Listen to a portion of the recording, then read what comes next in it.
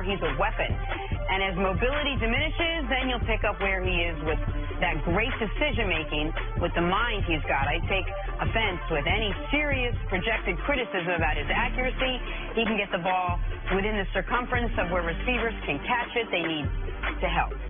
I have to go back and look to see exactly who he was referring to here, and it was indeed Dak Prescott and not Tony Romo or Troy Aikman. I checked that 3 times just to make sure. What's your reaction? When he says the circumference of where they can catch the ball, I'm sorry to interrupt. He means the catch radius.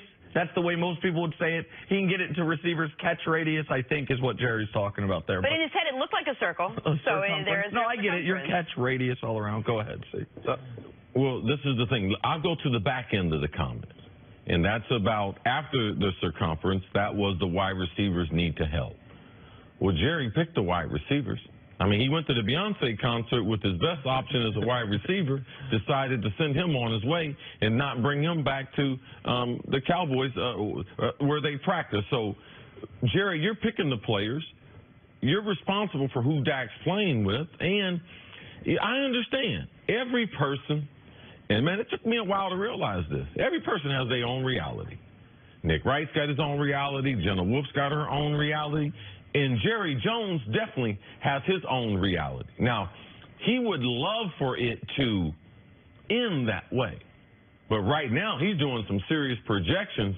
And I thought that they were still in the dating process. I didn't know they was getting married. Right. That's got to be news. So to me, forget about the wide receivers. Dallas should always have good wide receivers. It's a great place to be and to play. They don't. The quarterback, the owner's saying, I'm ready to get committed, married long-term, and man, Dak don't know who he is. Like, Dak don't know what kind of quarterback he's going to be in 3 or 4 years. I haven't seen the decision-making. I haven't seen the overall arm strength that I could trust Dak. With the number of quarterbacks that are passing the ball successfully, that I'm getting ready to settle. Now, as a guy who, I haven't been single much of my life, but here we go. I just don't know with Dak. If he's marriable right now. Right. You'd be settling. You'd be settling, and you don't have to. Yes. I mean, wait, do you go not ahead, have Steve. to? Go ahead. Hold on. No, I'm going to pass it right now. No, he's about to do something. No, because I just... It's too early to get yourself in trouble. Yeah, Jerry, you're the Cowboys. Okay. Does Jerry know what team he owns? Exactly right. I mean, if this is America's team, do you think Dak Prescott, of all the skills that we see, all right, and the college quarterbacks that we'll see come out the next 2 years, do you think that you're going to bet your life savings on Dak Prescott? No, let's not do that, Jerry. You're just a little strong right now. Who did Jerry and Des went to concert to see who? See? The Queen Bee. Beyonce. Yes. Beyonce wasn't settling. Beyonce had a bunch of guys come after her as her rise to stardom. You know what she waited for? Oh, the king of hip-hop, Jay-Z. The Cowboys are the Beyonce of the National Football League. They are the most prominent. They are the most talked about. Oh, man.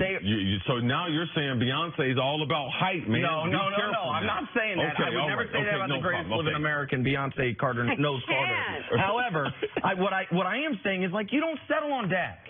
And listen, Dak, you joke. But you don't have to make up your mind today. Exactly right. You joke about my roster of clients in my burgeoning agency. Dak's not one of them.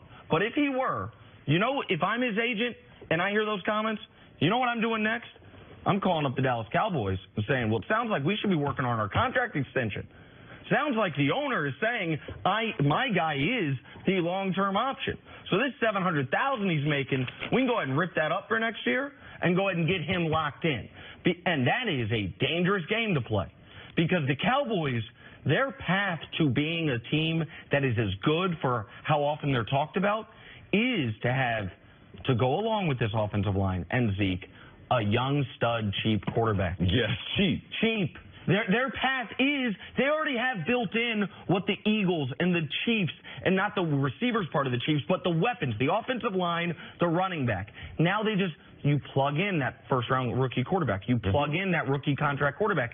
They've got one plugged in right now, and their offense is bottom quarter of the league. Like, you don't marry that guy, not before you have to. Explain something to me. If there is an owner in the NFL that doesn't take advice, crap, for lack of a better term, criticism from anyone, it's Jerry Jones. He does what he wants to do, the way he wants to do it. He brings in coaches that he can manage. He makes all the personnel decisions at the end of the day. Why would he ever want to settle? Why does he care about what loyalty does he have right now to Dak Prescott when he had no loyalty to, as we talked about today? One of the biggest problems, Jenna, is when you do a radio show every week, people got questions, and then you have comments, and then now you have to live up to these comments.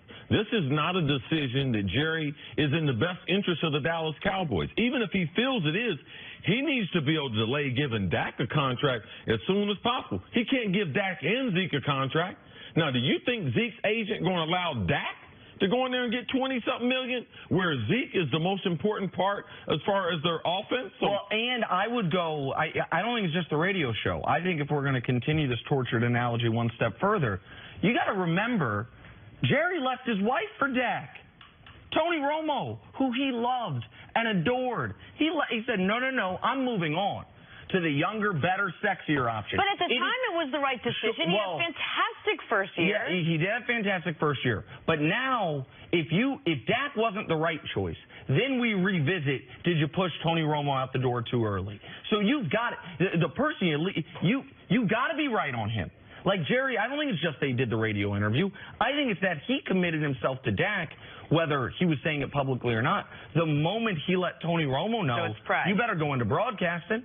You got to find another team, because this guy we found out in Mississippi State's the next quarterback of the Dallas Cowboys. I used to tell guys all the time, hey, man, be careful what you think about that player. I mean, that guy can't play. If the ownership thinks he can play, you better start changing your mind to think he can play, because the guy's going to be here. So regardless of what we think, what we say, it lets you know that Dak Prescott's going to be the quarterback in Dallas for a long time. All right, we got to take a break. Coming up, we'll talk about two guys who definitely can play. Can Khalil Mack and the Bears defense slow down Tom Brady and the Patriots? Next on First Things First. Were you trying to dispute the idea that Beyonce is the greatest living American? Very much so. I wasn't trying.